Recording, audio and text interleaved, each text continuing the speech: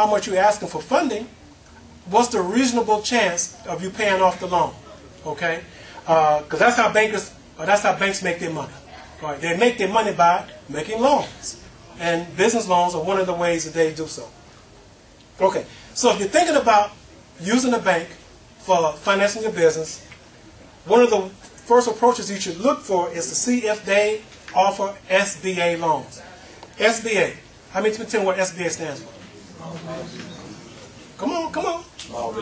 Small Business Administration. Okay, good. Which is an arm of the government, and all the Small Business Administration does is guarantee the loan. The bank loans you the money, but if they offer SBA loans, the government guarantees the loan. So if you don't pay the loan back, as you say you default on the loan, then the government stands ready to give the money to give the bank their money back. Okay, so that's what we mean by guaranteeing the loan.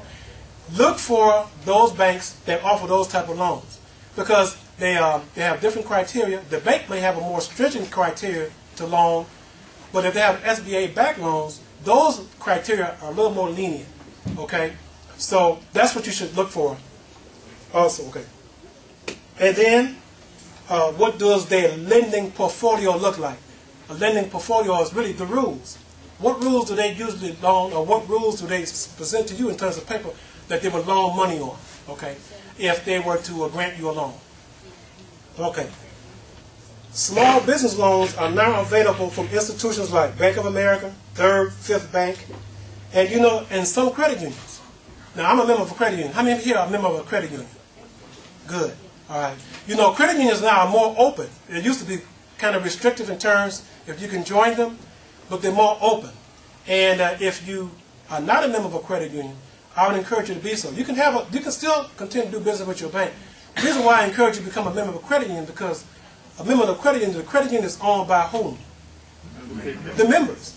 See, it's not owned by no corporation. It's not owned by no shareholders. It's owned by the members. And they have a little more lenient, a more favorable lending rules. Okay, as long as you have the appropriate collateral, they'll loan you money, and they'll loan it at a lower interest rate because you're a member. All right. So, if for no other reason, if you're thinking about getting a loan, you should join a credit union just so that you can, expand your opportunities to be able to secure a loan if you can't, for whatever reason, secure it at the bank. So that's a good strategy. I'm just encouraging you to do so. All right. Now, what do bankers look for? What do bankers look for in terms of maybe looking at granting a loan?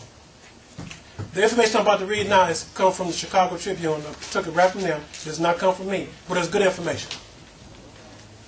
Bankers offer the following tips for improving your chances of getting a small business loan. Now here's the tips. Get to know your banker. Get to know your banker. Banks are more willing to lend if they have a relationship with you. The same thing with a credit union. They'll do the same thing, okay? So, understand your business and how you plan to achieve your goals. Now, you see, that's the importance of that business plan. Remember the business plan? If you lay out that business plan, it forces you to know more about your business, more about your products and your service, okay, and how you're going to be successful. If you know that well and you put a good business plan together, this is going to help you be able to respond to the banker when he asks you these questions or when he looks at your business plan. He can look at your plan. He may ask you questions about the plan to see if you are familiar with what you have in front of him or her. But the business plan helps you sharpen your focus in terms of knowing what your business is all about and how you're going to be successful in your business. All right. We've got to understand where we're going and how we're going to get there. Said Bob Marshall, Business Banking Senior Vice President of Wells Fargo's Bank. So he said, we. What he means is the bank and you. Okay, we have got to know what's going on, that's what the objectives are, and how we're going to satisfy those objectives. Okay, now, even when you're planning your business and you're looking at going to the bank for a loan, plan for the unexpected. Plan for the unexpected. Understand how your business would be positioned in another downturn in the economy. That means if the economy goes south again, if we go back into a recession, how is that going to affect your business? Okay, how is it going to affect your being able to compete? All right, and you want to have that laid out in your plan. or if the banker asks you that, you have to be ready to respond. Okay. In terms of how you're going to respond to a downturn in the economy. So here's another key that they say that you should be prepared when you go and look for a bank for a loan. It says take the long view. Take the long view. So it says have a 1-year plan and a 3-year plan. So prepare 2 plans. Have one designed to help reach your goals in 1 year, and then have one that you project out 3 years. Okay? Because you may be able to be successful in a year or less. But if you have a downturn in the economy, the competition picks up, other factors that you had no control over come into play, it may take you a little longer to achieve your goals. And what the bank is looking for is looking at how soon they're going to get their money back. Okay? That's what they're looking for. All right. So if you say, and I'm projecting that I'm going to be able to be successful in 3 years and I'm going to pay this loan back over that period of time, that's when the bank is going to be looking for their money back. All right. If you say 1 year, that's what they're going to be looking for. So if you have a 1 year and a 3 year, they'll say, okay, between these, we hope to be successful, and that's a good a good way to look at approaching your banker for the loans. Demonstrate consistent cash flow. That means in your bank. So that would mean, and there's some people who start a business before they even go to a bank. There's some who go to the bank before they even get started with their business. Whatever approach you take, it's better if you can.